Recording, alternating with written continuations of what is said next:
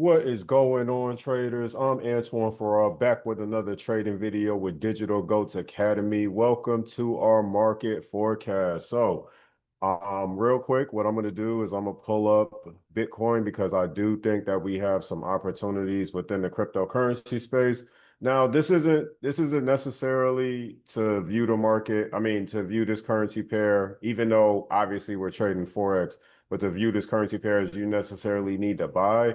I'm more so looking at it as an investor, but obviously if I see opportunities within the market, I'm going to take advantage of that. I don't trade Bitcoin as often as I trade like S&P, US 30, other currency pairs, but it is something when I feel like it's at a prime position, I take advantage of it. So that's what we're going to look at right now, and obviously go into our indices. If you're tuning into this channel, as always, hit that like button and subscribe.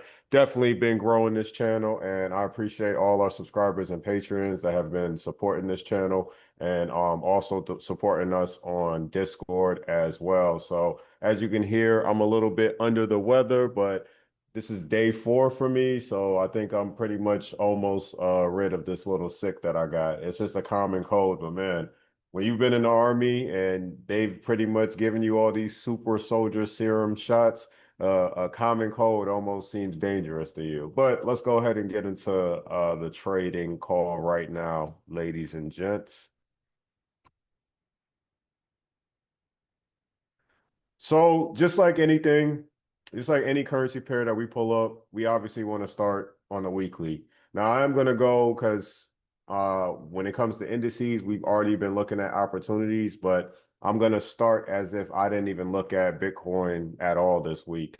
So I forgot what this pattern is. I really got to see what this pattern is called, but at the same time, you can pretty much summarize it as price trapping. I'm trapping the market so that way I could see how price is going to react, whether it's going to break out up or whether it's going to break out down. Now, this is a big move. So obviously, you're not necessarily waiting to see what it's going to do in between the zone. You're going to take opportunities within it. So say that it's buying up from here. We're going to buy up here. Say that it wants to sell off from here again. We're going to sell off here if price, well, if you are looking on the selling side, I'm looking on the buying side. But weekly time frame, right? That's what's important. It doesn't matter what currency pair it is, what trade you're looking, I mean, what stock you're looking at. You still want to start off on the highest, well, second or third highest time frame possible. Weekly is better because obviously you're seeing it week to week. That kind of gives you what the reaction of the market is for starting off, you know what I'm saying? And then you can break it down to the daily time frame and see what it's doing day to day. But weekly, that'll give you like the overall trend. So, what we've been looking at with Bitcoin is that price has still been bullish. This area down here, I don't know if anybody remembers this from viewing the channel a couple of months ago, is that this was our 74K mark, right? This was an inverted head and shoulder. I can't really display it because I think it's on like the 8 hour, but this was an inverted head and shoulder that the market is still playing off of. Inverted head and shoulder means you're looking for buys. Head and shoulders means that you're looking for sells. Please, if you're tuning into my channel, jot this information down. Go back, play the video, jot this information down because there's a lot of stuff that I say that I feel like viewers aren't really acknowledging because they're just paying attention to, okay, is he going to say buy or sell at this position? Jot down this information and watch this video over, especially since I sound terrible today. But anyway, inverted head and shoulder. Now, just looking on the weekly, I could see something else. This is where you have to start honing in or following a currency pair to start identifying this stuff, and it just jumps out at you sometimes. Now, here's a possibility of what I'm looking at. Since we identified it on the 8 hour time frame, I can see it on the weekly, possibly doing the same thing. And this is digital, you know what I'm saying? Mm, yeah, I like that. I'm not sold on it because, again, if you follow my channel, you know that I don't feel that I'm strong when it comes to calling out inverted head and shoulders or head and shoulders. I just think that I see it. We get lucky, you know what I'm saying? Excuse me. Yeah, we get lucky. So, obviously it's still fundamentals of trading or market structure, but like we get lucky. Okay, so what I'm looking at based off of this information down here, price basically did a pullback to 74K. 74K was the last area of resistance that the market had before it broke out of, as you can see right here. Now, this is just on the weekly time frame. We haven't even broken it down to the daily or like the 4 hour. But based off of what we've been seeing, one, we do think that Bitcoin is overall still bullish because I mean it is. Even if it's not playing to this pattern, it's still overall bullish. But if we're honing in on possible entries, to me, this looks like a break of this. Well, I don't even want to classify it as an inverted head or shoulder. This is structure right here, right? This is consolidation in this area. So if I just highlight this, which everybody should know that I highlight my consolidation with like orange or yellow.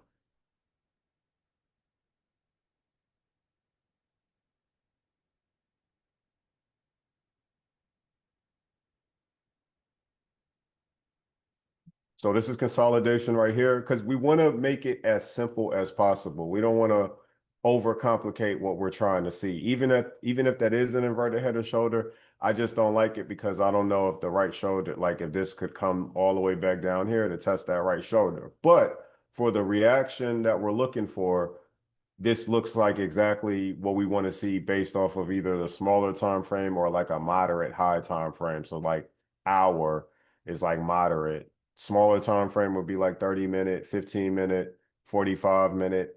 But when you're looking at hour to 4 hour, that's kind of giving you exactly what's happening based off of price action. So now that we see this rejection, one, I always talk about what? Having prior markups, leaving your markups on your trading view. So that way when price returns, you're not creating a new analysis. It's like, okay, I'm just waiting to see what it does in this area. As you can see, this is support right here. This is support right here. Price broke out of this, supported it right here. I ended up identifying that zone. But again, it's cryptocurrency. Cryptocurrency doesn't work traditionally like Forex, where we would expect it to come back to these zones, right? So the highest point, we've identified consolidation. Price broke out of consolidation, started consolidating here and pushed down. I don't think it's necessarily trying to reverse. What I think it's doing is testing the high of the consolidation before it decides to buy up. So generally, anywhere in this area would have been like a good buy zone. And the fact that the market is already pushed up there and kind of leaving a wick, and what is this, the weekly? So this is basically the start of the weekly time frame. I mean, the weekly candle. The market opened up here, pushed down, and now we're here, which is Tuesday, which normally you get better data, which normally kind of uh, uh, drives the market in a direction that it should be going.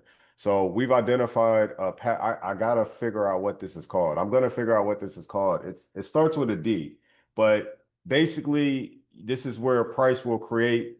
Basically, price will have momentum and then start to like box itself, not necessarily consolidate, box itself, and it's a continuation of the prior move. The confusion is that over here, when you look at the consolidation, that's where the manipulation is being drawn from because you're like, okay, this is consolidation. It broke out, then it started consolidating.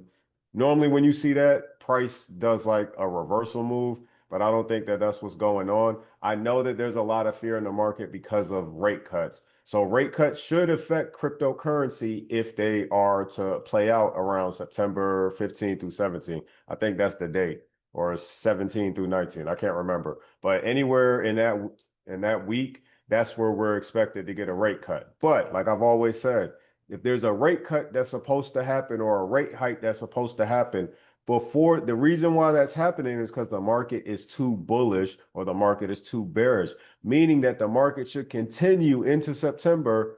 Whatever currency pairs that's already aggressively bullish, it should continue being bullish. So cryptocurrency should continue being bullish. And if we are going to get, because there's no guarantee that we are going to get a rate cut, which I don't think we are, but that's a conversation for another session, right? If we're going to get a rate cut, then it'll be induced in what? We'll see it probably be triggered the week prior of that week of the 17th through the 19th. And then that day, you'll you'll probably get a burst up and then the market will just start selling off out of nowhere. But it has to go higher to do that. You see what I'm saying? So if the market is going to do a rate cut, we're going to see these markets climb a lot higher than what retailers have expected. So I just want to kind of push that out there for traders that are kind of like on the fence on like, well, having that fear that, oh man, the rate cut. I don't want to be, because you'll put that in your head and you'll start selling currency pairs or stock pairs that you should really be buying up until that point. You see what I'm saying? So that's what I'm looking at for Bitcoin. We didn't even break it down to the daily time frame, but just based off of the weekly, I like basically everything that we just discussed. I'm seeing that. So now I go to the daily. What do I see? I at least see a bull candle. The good thing about cryptocurrency is that it stays open 24/7 and it even stays open when the market resets, unless your broker close you out, which is very rare. They close you out from cryptocurrency. Normally, while every market is closed, cryptocurrency is the market that you could still be taken advantage of. So the fact that the daily time frame, so what is this? I was trying to see what time that the market rejected this, but I'm gonna break it down to the 8 hour and 4 hour. But we're seeing a bullish um daily candle so far. This is how price opened up, right? This is the open of the candle. So currently we are bullish, which is reflecting what we saw on the weekly time frame, which is kind of confirming the test of the high of this consolidation that it broke out of. That makes sense. I hope that didn't confuse anybody.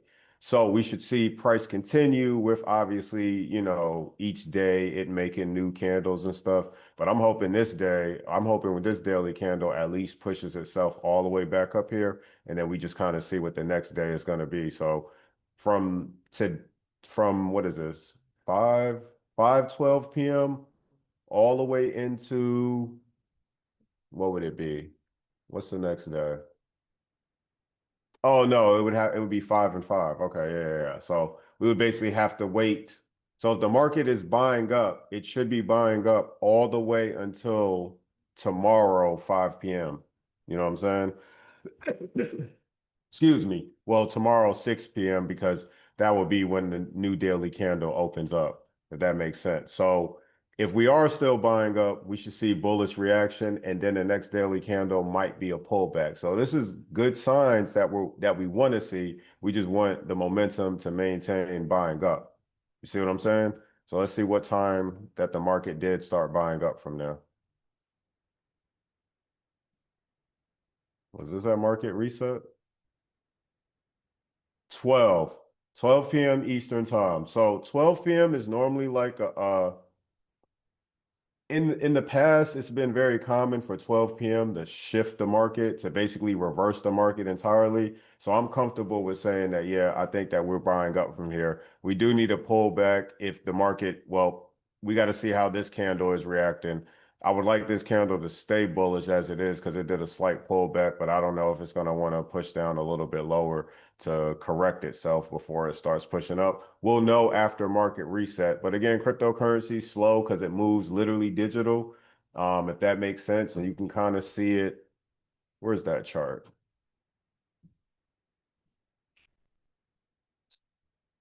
Is this it?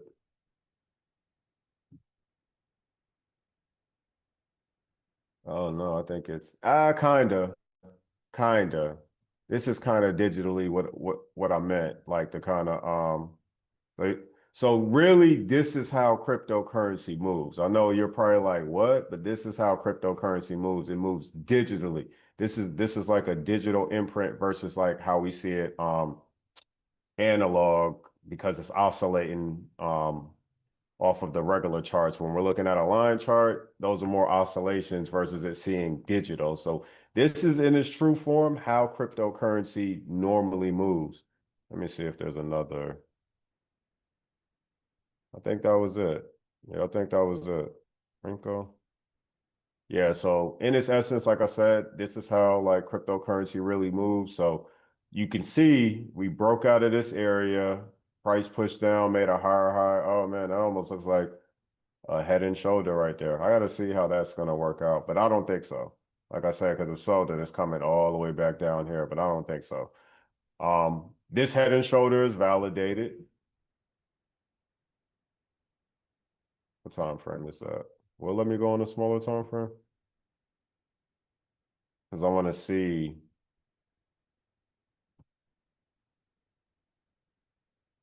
No, it only lets me do this on the daily. Uh, oh, I got to upgrade. Yeah, I'm not doing that. It only lets me see it on the daily. So based off of what I'm seeing is, like I said, it's digital, but you still got to acknowledge basic Forex concepts or basic trading concepts. It broke out of this area and now it's retesting, which was once consolidation. We can see that's consolidation. We don't know if this is like a head and shoulder because this could be consolidation. You know what I'm saying? It could play to the zone. Well, I did box it up like it's consolidation. So I don't want to confuse anybody making us believe that, oh, well, this is a head and shoulder. It does look clean. And if it plays out like that, that's something that I'm gonna have to start paying attention to when I'm looking at cryptocurrency, and turning it to this type of chart, which is Kagi. I don't even know what that's for, but I knew that there was a chart set up that allows you to see cryptocurrency in like a digital form. So this is how cryptocurrency moves. And if I do upgrade, I'll definitely start viewing that more when we talk about cryptocurrency. But overall, not to confuse anybody, I am looking for a buy from here. I've already bought up.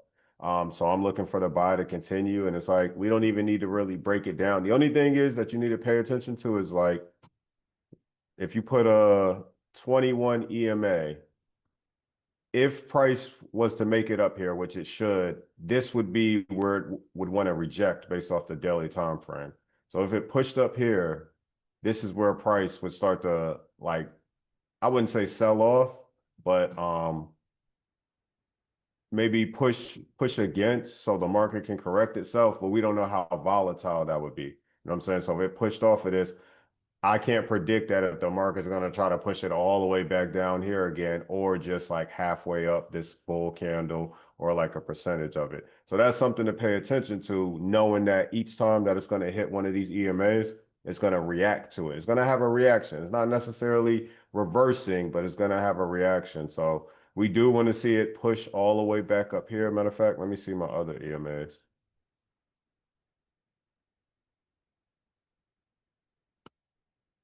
So yeah, I'm looking at it to push all the way back up at least to 115. And it needs to break that. It needs to break 115.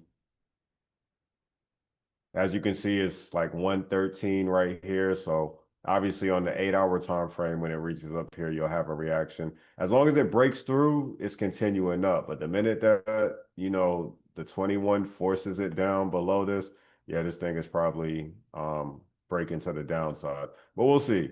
These are areas that I was already looking at. And again, I'm keeping it as simplistic as possible, where it's like you follow the trend, you see how the market is reacting where it is currently, you just follow where it came from, and then you just make a decision from there. That's all it is.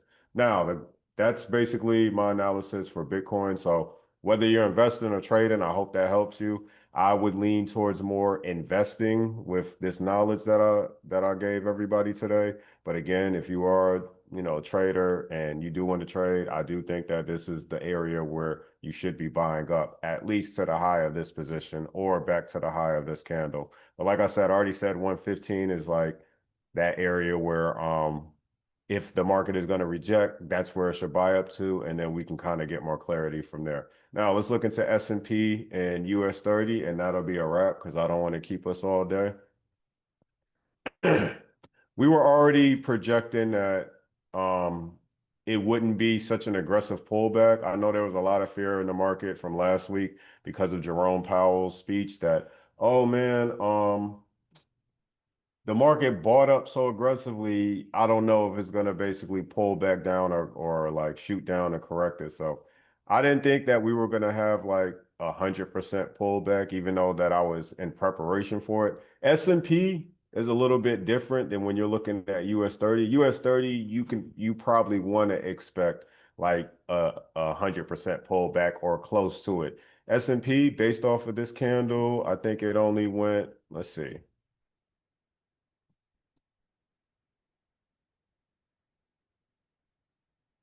786, which is a reversal zone, but it closed at 618, which that's really our support, even though it can come all the way back down to 786. I'm not saying that it will, but what I'm saying is that this is our first sign of support, just in case the market decided, hey, I'm going to play off of this zone, right?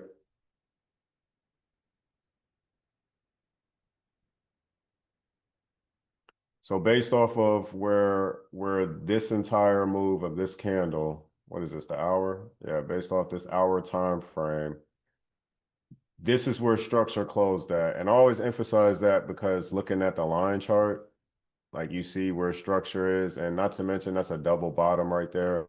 So that just gives you more confidence that okay, this is the market. Like not down here, even though we did push as low as down here, but the market didn't acknowledge that. That's liquidity gone.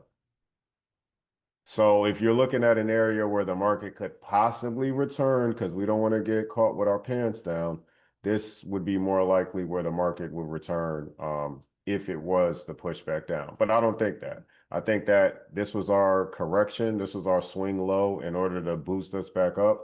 Because if you break it up to a higher time frame, you can see that all it did was correct it. So on a higher time frame, we have to respect that and not get so crazy and being like, oh, well, what if it pulls back off of this? This is where you start breaking it down based off a daily, 4 hour, and seeing what the candle is presented. So now that we're going into a new day,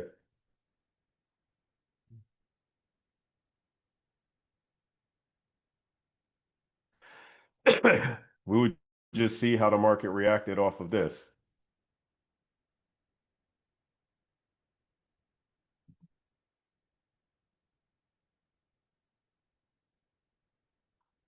So this is how the daily candle closed for today. And we came from all the way down here this morning. So one, when you look at this entire daily candle move, which I like,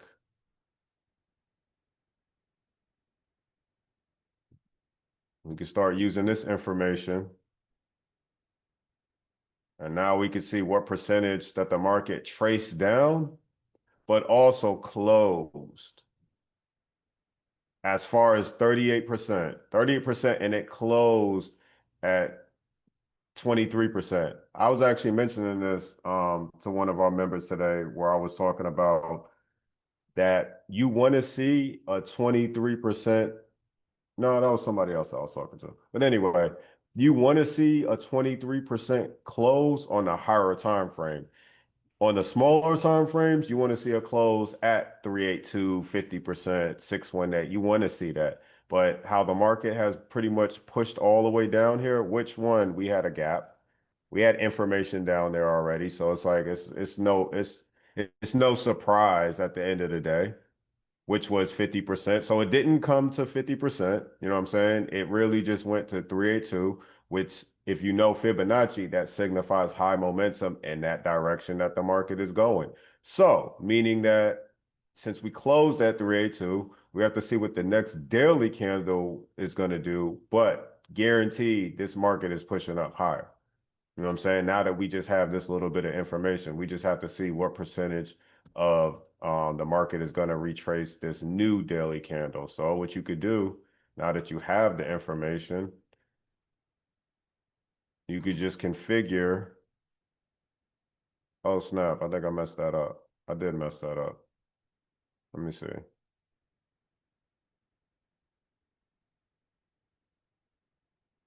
Yeah, I wasn't that off.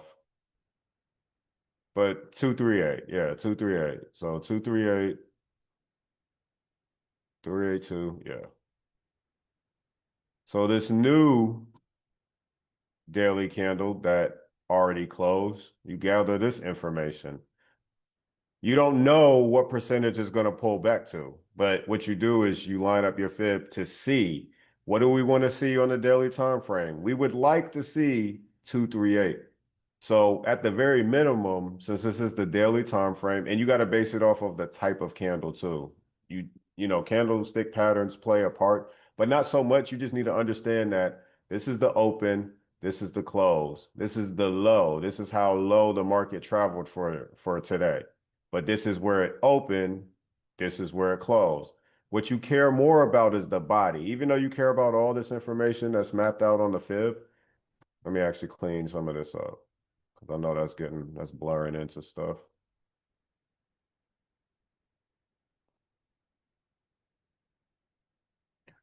So based off like the fib, we obviously want to see what I like to go off of, just like how this candle was. I do want to see when I see a candle like this, how close to the bottom or the open of the market it's going to come to. You know what I'm saying? So I want to see it close to the open, but if it doesn't give me that, cool. You know what I'm saying?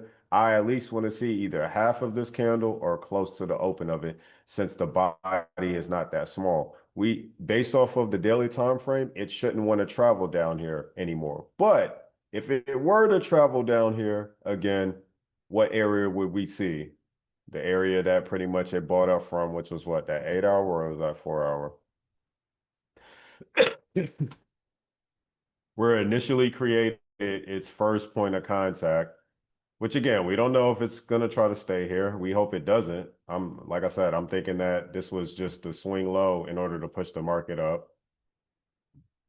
But I'm just annotating there just in case the market wants to revisit it and say, hey, I wanted to create support here. Or this could be the area where if the rate cut happens, the market tries to position itself. But since we've opened up Sunday, where are we at Sunday?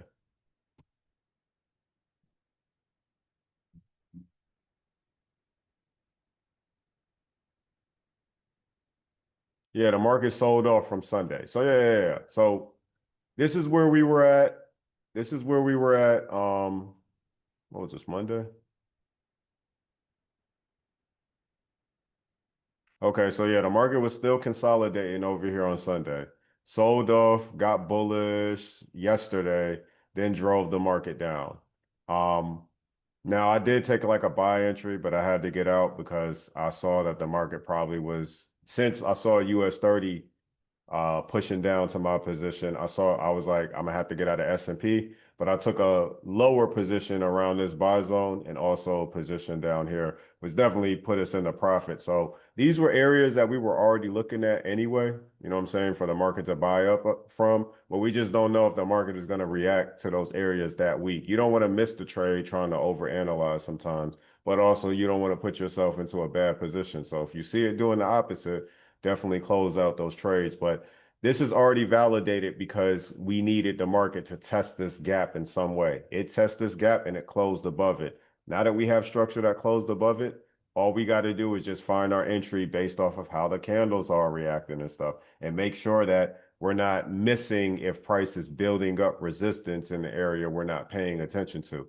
But I think this resistance is finally going to be broken. We've hit highs in indices this year, new highs that haven't been seen. Normally, when that happens, everybody starts thinking sell, sell, sell because a new high was created. I think buy until it shows me that I no longer want to create new highs and I'm gonna start like pulling back a lot more aggressive than what you expect. What analysts have expected for S&P to go towards this year?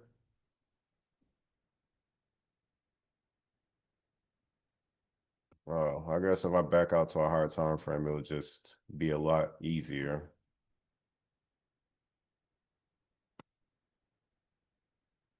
Their predictions is 7,000 this year. 7K. Man, why does that seem so long on here, but it doesn't seem long anywhere else? So we're looking at the possibility of S&P going to $7,000 a share, either towards the end of this year or going into next year. I can see that happening. So because I'm following like more on the economic side, I am believing that, yeah, these analysts are calling it, and all you got to do, you can't just stay in the trade. You obviously still gotta, you know, enter when the price is right, exit when it looks a little bit like off. But based off of what we've been talking about this whole, what is it, these past 2 months, not to mention, I actually showed this last week where I was showing that based off of this pattern, this should be a bull pattern that takes the market a lot higher, especially since this pattern is being presented on such a high time frame, which is the daily.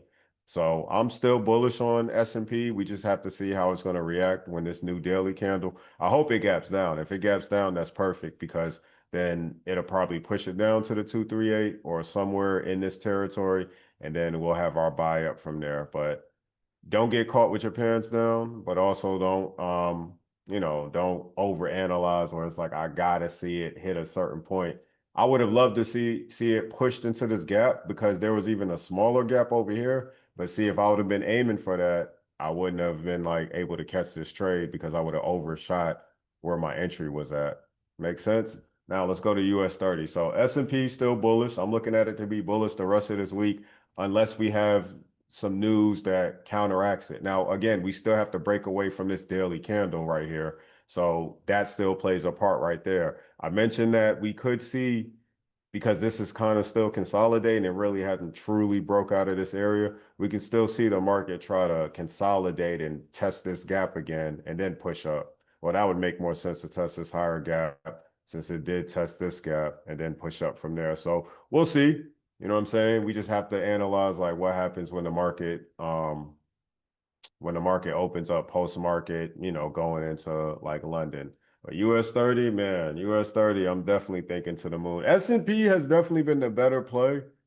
Well, last week US 30 was the better play, but S&P has definitely been the easier trade because it hasn't been like being stuck like US 30 has. But either way, these were areas that we identified on a daily time frame. Again, you don't have to, we're just basically carrying on from last week. So last week the market got bullish thanks to Jerome Powell. Well, we already saw that it was going to get bullish. So we could say, yeah, Jerome Powell, but if you were trading Friday, you already saw US 30 start to be bullish before Jerome Powell even talked. So this is why I emphasize that technicals are such a strong utilization tool when you're trading. And I know that we only use technicals, fundamentals, and sentimental analysis, but the technicals tell you the story way ahead of time before the news comes out. Before the news comes out, you basically could have bought US 30 probably at like 4:30 a.m. in the morning and then just put your phone down and just waited to how the market reacted by like noon. You know what I'm saying? And you would have already been like, you basically would have had a straight line, which we did. You had a straight line of profit with no risk to the market coming down against you. You know what I'm saying? But let me not go too deep into that because I'll start veering off. You know what I'm saying? But anyway, based off of this move, now we can add a Fibonacci tool to it. Again, we're not guessing what percentage the market is going to retest. We're just seeing, okay, what percentage possibly that it comes back to. Look at this. This was a sniper entry for us, damn near.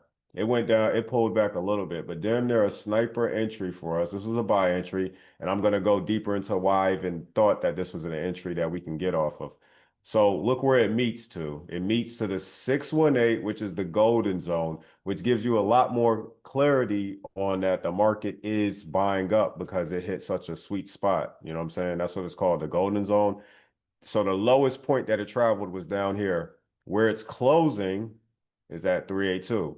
382 signifies what? High momentum in the market, even though we did travel as low as 50% in 618. Now to break it down on why I even viewed this area, because it's like I didn't put a Fibonacci tool up there. You can see I'm off from 618, right? I'm not like perfectly on it, which is good because if so, I would have missed the trade, right? Now, if we break it down even further and further, I think it's the hour time frame where it presented it. Yep.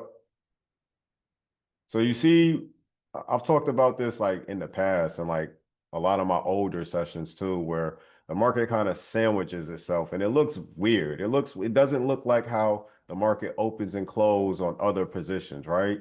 Like other positions look more correct. You see over here to the left side, so it open and close, it open. It just looks more correct for the market, right? This looks a little bit off, you know what I'm saying? So I've always paid attention to moves like that. And then when I started breaking it down, I would see that, oh, snap, this was a gap in the market.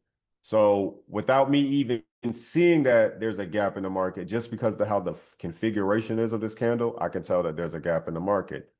What have we seen commonly that traders get their head bust open with, not paying attention to these type of moves. I don't know what trigger gaps. I don't necessarily know the reason behind gaps, but I know that that's money that's missing that the bank is looking to collect. Normally, there have been times where the banks ignore this and then come back a year later for this, but who's paying attention then? But in this current sequence where the market is moving and we're looking at price action right now, yes, what did it do? Based off of this move, this was what? Let me see if this is when Jerome Powell was talking. Oh my gosh, this is when Jerome Powell started talking. The market came back to when Jerome Powell started talking, yo. That's crazy. I mean, it's not really crazy because I mean, we already identified a gap, but there's a reason behind it, you know what I'm saying? So really it's you could just base it off of the Fibonacci, but if you want to be one of these people that believe so much into the fundamentals of trading and it's like, "Oh, this is because Jerome," because again, Jerome Powell didn't start talking to here. The market was already bullish here. You see what I'm saying? Like the technicals already told you it was getting bullish. We just didn't know it was gonna, you know, rubber band so strong to the upside. But based off of this information, based off of the technicals, we're just focusing on the technicals. There's a gap here. What did the market come back to? It came back to claim that missing money. You know what I'm saying? It tapped it once, and then it said, you know what? I need to confirm this because what you want to see with a wick, you do want to see a candle close or a candle that has like or a candle on the opposite side that has a wick that's testing that wick. You don't never want to see a standalone wick. That should always cause your eyebrow to be raised when you see like before this data was here, this wick was by itself. So you always want to see, especially with indices, the market either drive another wick down there or drive a candle. This candle closed to this wick, and then it created another wick, and then you have this candle right here that closed and then test this wick partly, basically confirming that yes, I no longer want to travel down here until I do want to come down here. And based off this pattern, we should be bullish. But we didn't even need to say you just jumped into the market this week and you didn't even have all this data presented for you. You don't know that this is a bullish flag pattern or this is consolidation that got broke out of there or there's a gap, but you do know about gaps. And you saw that, oh shit, this candle, even if you don't know that it's a gap, why does this formation look like this? That should be like the question mark that goes in your head. Why is this candle formation like that? And you want to dive deeper and then see, oh, there's a break in the market. Why is that? Maybe you don't know what that is, but you still want to annotate that. And again, this is where I drew my line. I just kind of drew a random line. I didn't like try to pinpoint it. I am surprised that it came basically to a sniper entry for us. But I just drew a line where I felt like because look where if I would have drew it like lower, I would have kind of been missing the trade, especially how fast it came back down there. But identifying this type of information, like you don't have to be like a rocket science to understand the market. But this is giving us our forecast for the week that, okay, we got bullish last week. That was the break. You know what I'm saying? That's the first thing we need to look for. That was the break. Now that we're here, this is the retest. Break, retest should be continuation based off of this pattern. You know what I'm saying? So I'm looking at US 30 to continue buying up. Obviously, we still will have like pullbacks. Once more data is presented, just look for areas where the market could pull back. So yes, the market could do this. Where is my zone at? These are areas that I look at mentally. I'm already mapping out in the market, but the market can pull back here. That would be a prime area where it's like if the market bounced up and then it all of a sudden dropped down, this would probably be the area where the market would buy up from. Because why? This was an area that it broke a previous high. There's even a high over here. So I could even see it coming this low. This was a high. We haven't had a pullback. Does it necessarily need to do that? No, not based off of like the momentum. Based off of Hakanashi's, as long as the momentum is strong, we shouldn't even see it come back down here. But say that there's news that triggers it or it starts meeting resistance and saying, I don't want to break this area. And you're like, oh, well, this resistance is probably going to like pull down slightly. Let's see. Where's my tool at? Like say the market continues up here and then it starts hitting this resistance up here. And you're like, it's struggling. And you're like, oh man. It's probably just pulling back slightly, right? And then it does this. You know what I'm saying? Don't like we have to be able to spot that, but don't be surprised if a reaction like that happens. I always annotate stuff for the possibility, not saying that it's gonna happen, but for the possibility of what may happen and stuff, just based off of common trading knowledge. Like there's resistance up here. What do we need for resistance? We need it to break. You know what I'm saying?